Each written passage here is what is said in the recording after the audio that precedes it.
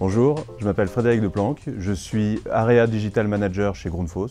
Grundfos est une société fournisseur de pompes, de solutions de pompage. On est leader mondial sur plusieurs de nos marchés. On est très investi dans les enjeux climatiques, notamment sur les économies d'énergie et sur la circulation de l'eau propre.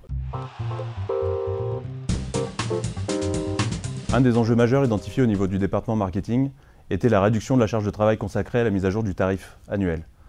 La recherche d'une solution d'automatisation et de travail collaboratif pour une production plus efficace sur les canaux print à minima et la possibilité de créer une solution réutilisable pour étendre à d'autres usages nous a amené à chercher une solution PIM, notamment à Akeneo, pour des raisons de facilité de mise en œuvre et de coût.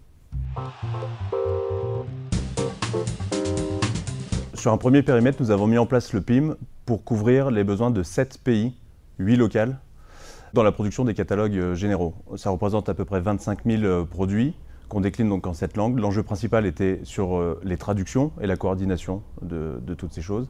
Et la mise en place du PIM, très rapide, nous a permis de pouvoir démontrer en moins de 3 mois un premier retour sur investissement.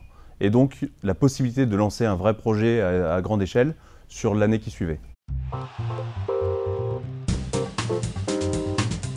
Cette année, grâce à la mise en place de cette solution autour du PIM Akeneo, nous avons pu atteindre nos objectifs de respect des deadlines, qui étaient prioritaires et qui cette année en plus étaient rapprochés par rapport à d'autres années, de diminution de la charge de travail associée, et également d'augmenter la qualité des données et d'assurer la cohérence des données sur nos différents canaux.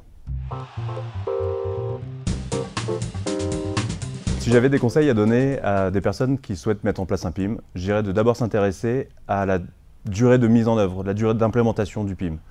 Une solution comme Akeneo est assez rapide à déployer, donc c'est déjà un bon critère. Ensuite, je dirais de s'intéresser principalement à la gestion du changement, bien expliquer aux contributeurs, aux personnes à utiliser et travailler tout le cycle du traitement de la donnée, que ce soit en alimentation, en enrichissement ou en export.